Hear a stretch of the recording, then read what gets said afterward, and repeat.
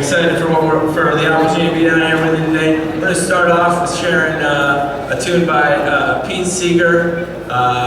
He passed away exactly a month ago, so in his honor, and if it happens to fit right in with this evening's message, this is Turn, Turn, Turn.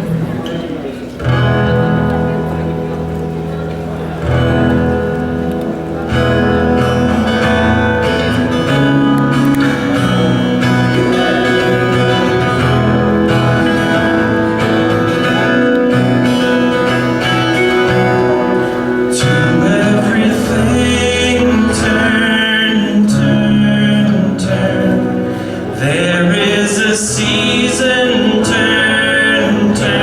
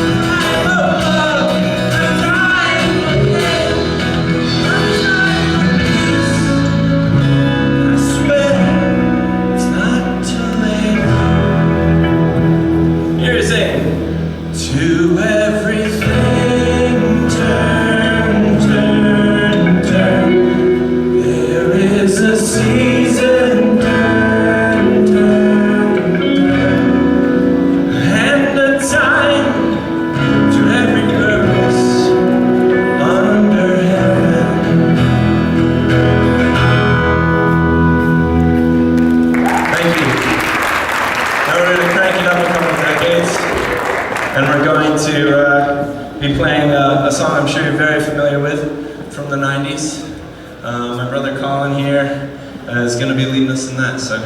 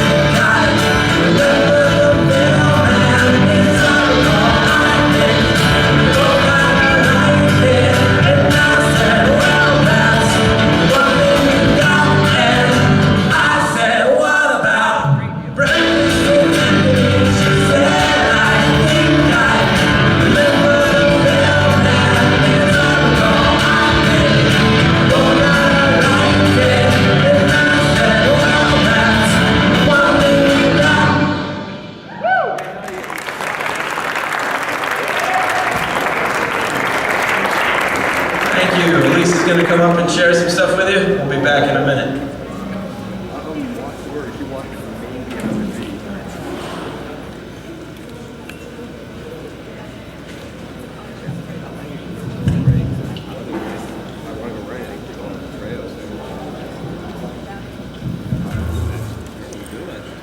My daddy doesn't feed me junk food. Sometimes I want to get as much as my hands can hold on to, but there are no two ways about it. My daddy doesn't feed me junk food. Artificial sweeteners and substitutes, shrink-wrapped and pre-packed, packed with preservatives and yellow dye number 2. None of that. My daddy doesn't feed me junk food. I know he's got the good food, comfort food, soul food, the spicy stuff, the big money stuff, the milk and honey stuff, and I can get filled up without feeling stuffed or sluggish or slow. You see, he knows what I need. He knows how to leave me feeling satisfied, completely content. No other food contends or can touch the good stuff. There's no comparison. Compared with him and his gifts, his blessings, everything else seems cheap and fake. Snack cakes, rice cakes. Do you see the point I'm trying to make? My daddy doesn't feed me junk food. But sometimes I'm in the mood for junk food that's bad for you. Just one indulgence, or two. A few morsels of mistakes or crumbs of compromise. Only his food really satisfies, but I try and replace it with a quick fix of fake fulfillment. And I'll fill myself with food that I find or form to fabricate that feeling of satisfaction, and I can find it for a minute, and then it's gone.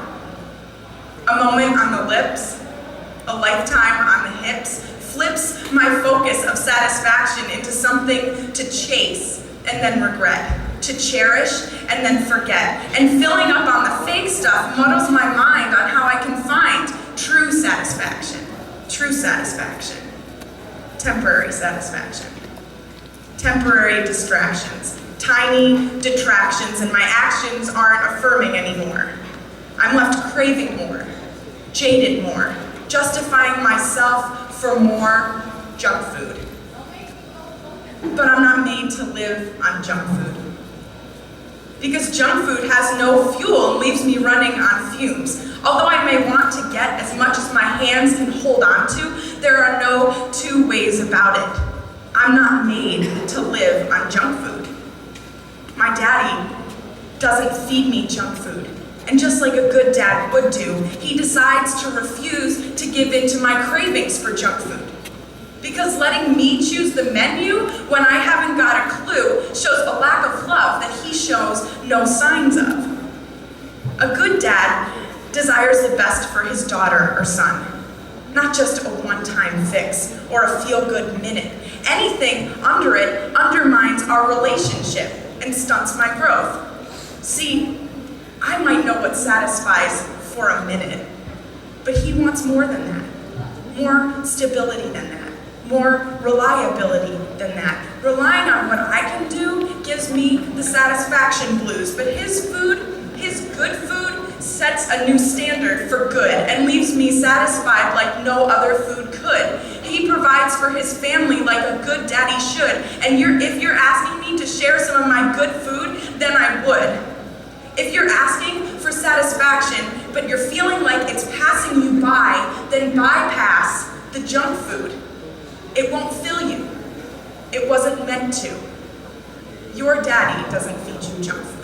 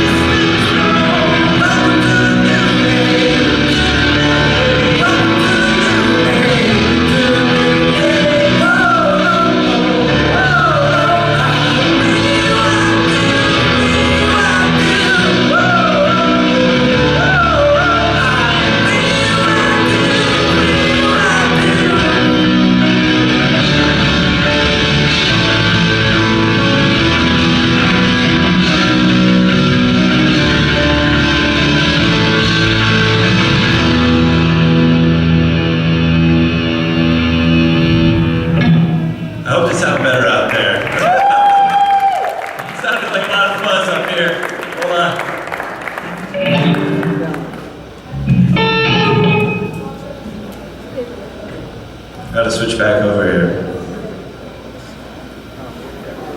All right. What's the name of this song? Listen to the Sound. That's what we're gonna play for you now.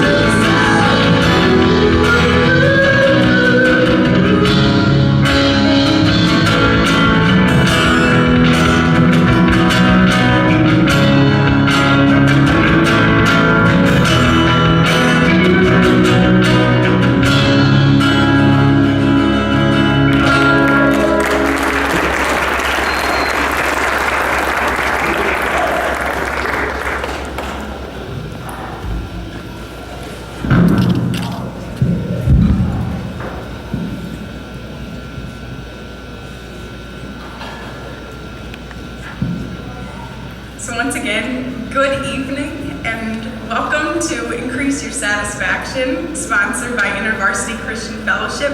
Thank you so much for taking the time to come out tonight, or thank you so much for putting your dinner conversations on hold to listen to our program tonight. Can we just give another hand for Aaron's band?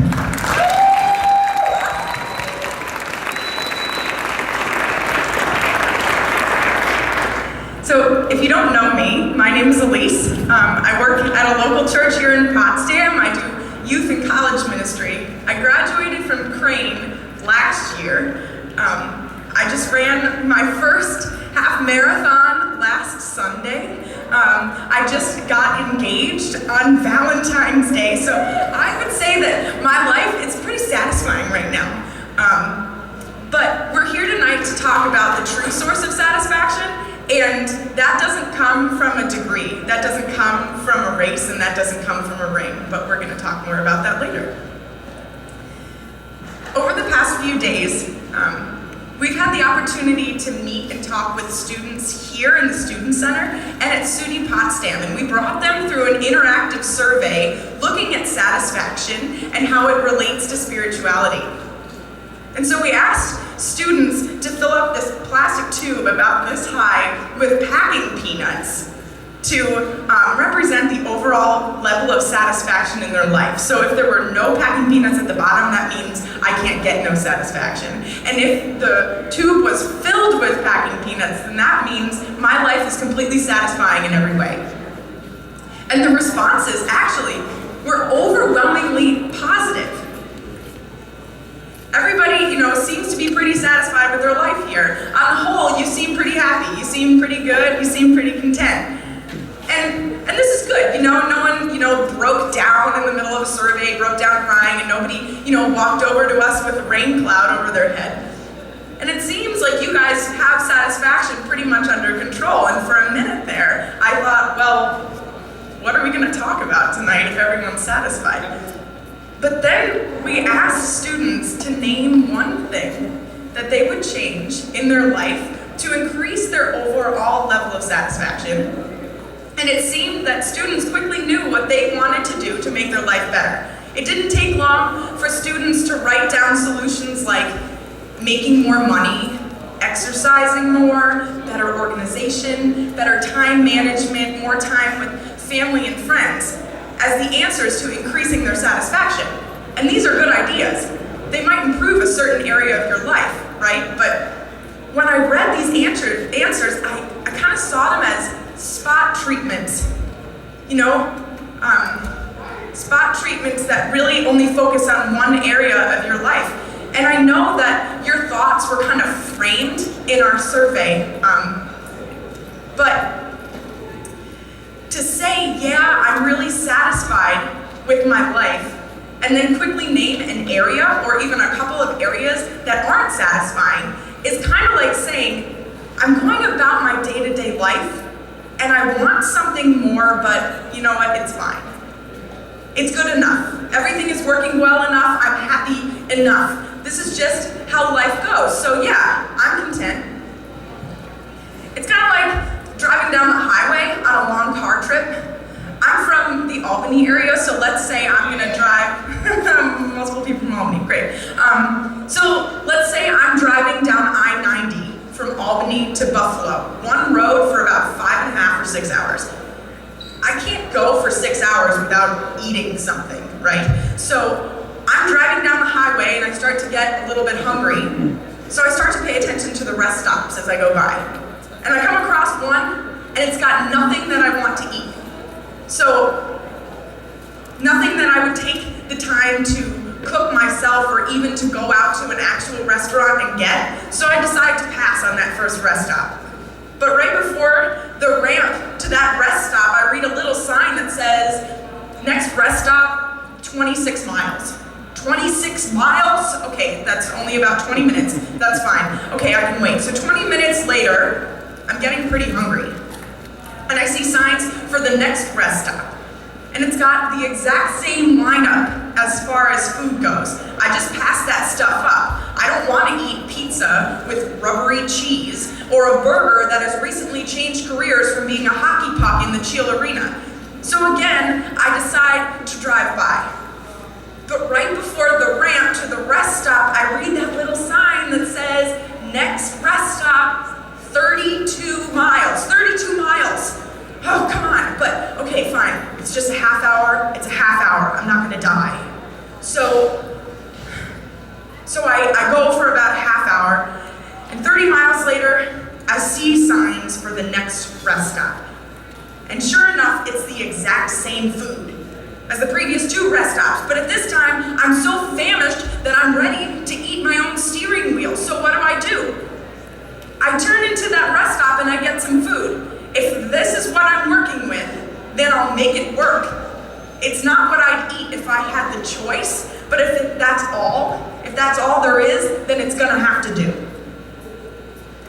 If your life was like driving down I-90 and stopping for food, then sure, rest stop cuisine would have to be good enough. But you learn to live with that food and you learn to make it work. But I hope you can see through this ridiculous illustration, right?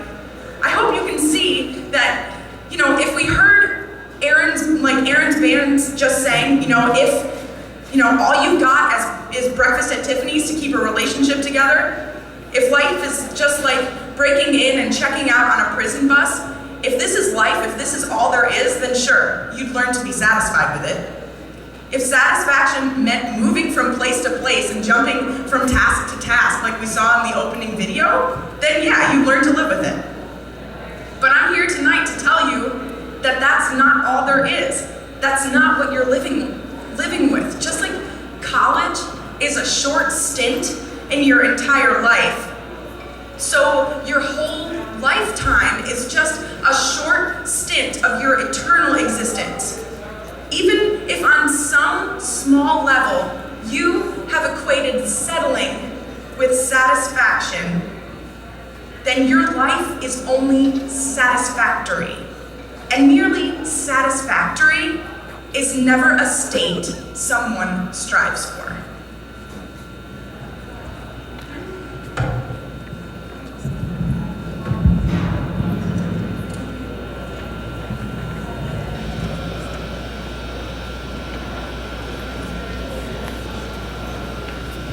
All right. Hey, Billy, how's it going? Dylan, how's it going, guys? Nice. I'm excited to see you here today. Excited to see a lot of people. I run a business in Canton, New York, and there's a mix of faces. Hey, Steve and Heffley, oh man. So all kinds of, what's up, Steve? All kinds of people here today, and I'm really excited to be here. This song that we're about to play is called Healing Begins.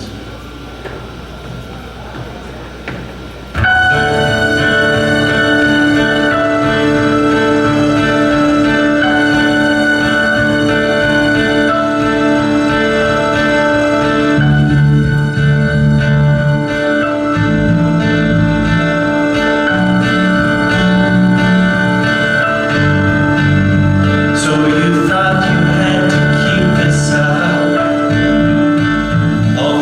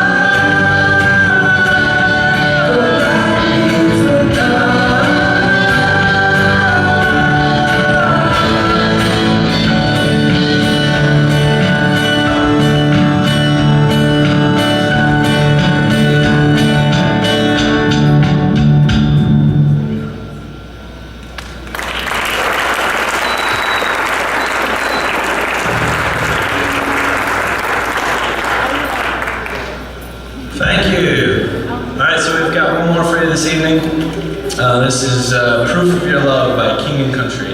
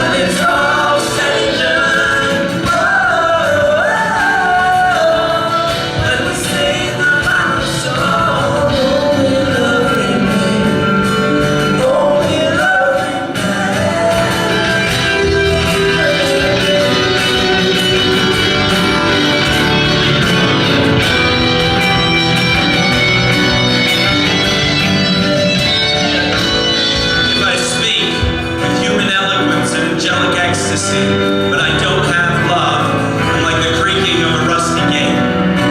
If I say God's words with power, revealing all their mysteries, making everything plain as day, and if I say to a mountain, jump, and it jumps, but I don't have love, got nothing.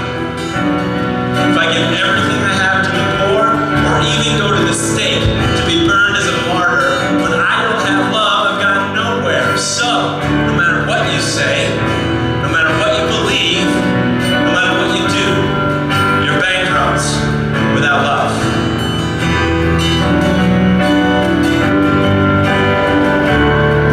So let my life be the proof of your love. Let my love love you and not your made up.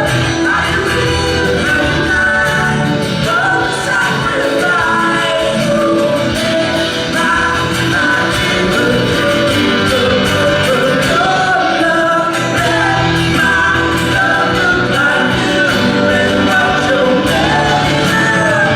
I live every night for the sacrifice. Oh, let my life be the proof of your love.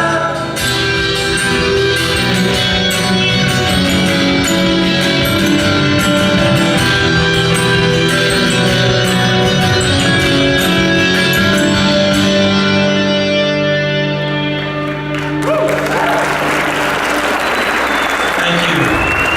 Thank you. Elise, did you have something to close with, or? All right.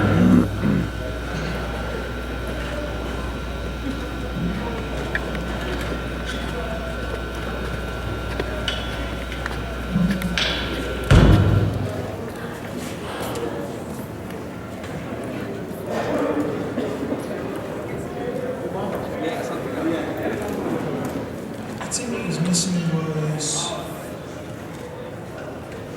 the satisfaction.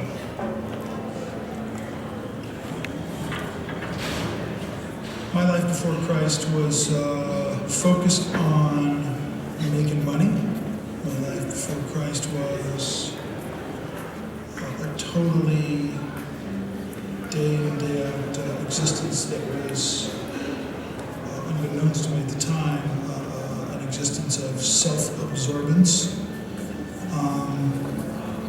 And just doing what you normally do when you're trying to maintain a career in the movie business. Loving Jesus is what's most important to me. I know that sounds okay, but it's the truth. My life is God's life in me for Him to do with what He wants. My wife and I were living in Tucson, Arizona, about 16 years ago almost, and through the family we hired this cleaning woman. She's working with us for about 2 weeks, and my wife kind of notices her singing that she does every day in her work. Eventually, after a few more days, this went to her and said, I noticed you're singing, and I was just curious, why is every song about Jesus? Or perhaps there's another tune in your repertoire, so to speak. And Augusta had a very interesting reaction to the question. She literally burst out laughing in my wife's face.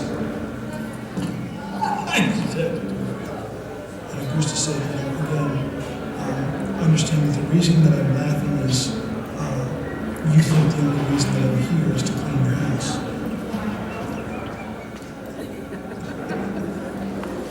So my wife, she says, honey, I'd like to share with you something that Augusta just told me. And I said, what's that deal? And she said, well, she just explained to me that the real reason she's here is because in the future, you and I are going to become born-again Christians, and at some point after that, we're going to have our own ministry.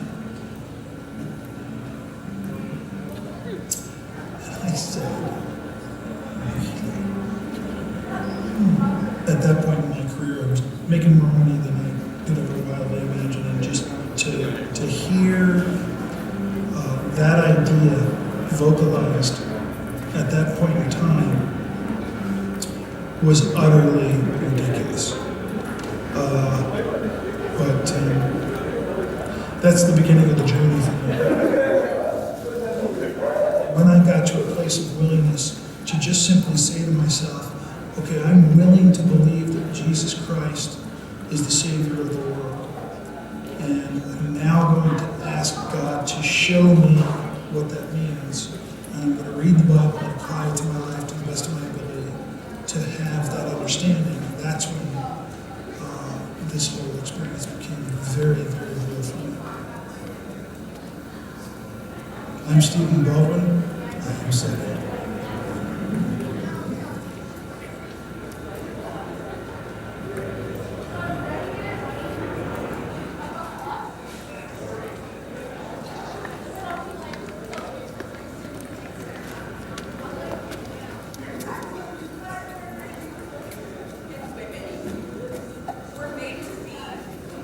Satisfied in every way. We were made to enjoy a perfect relationship. We were made to enjoy a perfect relationship with God and with each other. And originally, this was the case. God was satisfied, and we were satisfied.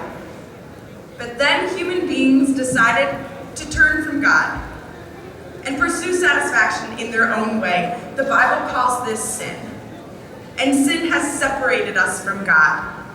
We feel that separation in a lot of ways. We see the evidence of sin in the newspapers and in the history books, but we also detect sin in our own dissatisfaction. See, sin literally means to miss the mark. You were created to work hard and to do good work well, but you were also made to rest, knowing that God is in control and doesn't need your help. And you miss the mark by thinking that what you can produce determines your success and your satisfaction. You miss the mark by being completely consumed by your work. You were made to be in community with other people and enjoy everything about God's creation, but you miss the mark by making free time and party time synonyms all the time. The Bible says, eat, drink, and be merry, but there's a time and a place for it. We heard that at the beginning of our show. And yeah, Jesus made wine, and he drank wine, but that's not what people knew him for. You were created to be loved and to love someone and to appreciate them with your life and with your body, but you miss the mark by thinking that sex is just a recreational activity for two consenting adults, and you miss the mark if your sexual satisfaction comes at someone else's expense, even if that person acts like they want it. Sin means missing the mark, and sin has separated us from God. And the sad part is that our sin leaves us in a place where we still feel that pull for wanting a right relationship with God. We still know there's got to be something more than just a day-to-day, day in and day out existence. We want something more, but we can't get there on our own. But the good news is that God sees our dissatisfaction. He knows our need for him, even if we don't. And God was dissatisfied with our broken relationship. So he sent his son Jesus to earth to live without sin, without missing the mark in any way, and to die in our place on the cross for our sins. Without Jesus, you and I would be forced to spend an eternity apart from God. An eternity of completely excruciating dissatisfaction. But because Jesus died on the cross, we can be in right relationship with him again. We can understand who we were made to be in him. And we can have our desires satisfied in him. I'm not saying that being in a right relationship with God will leave you without any desires, or you'll never again feel a twinge of dissatisfaction. I'm saying that only in God can you find your true purpose and real satisfaction. I told you before about the interactive surveys we did this week. I was really amazed to hear some of my friends start their message about how God provides true satisfaction by saying something like this: I used to think I was satisfied, but I had no clue what satisfaction was until I became a follower of Jesus. If you're satisfied right now, but you don't know Jesus, I would ask you to examine your life and just ask yourself, am I satisfied because I've settled? And if you want to know about the satisfaction that comes with following Jesus Christ, I would encourage you to talk to someone about it. If you're part of InterVarsity Christian Fellowship here or at SUNY Potsdam, would you just put your hand up right now, please? Thanks. Great. So look around. If you have any questions about what it means to be a follower of Jesus, you can talk to anybody whose hand was just up. Or you can come talk to me. I'd love the chance to meet you. Even if on some small level you've equated settling with satisfaction, then your life is only satisfactory. And merely satisfactory is never a state someone strives for.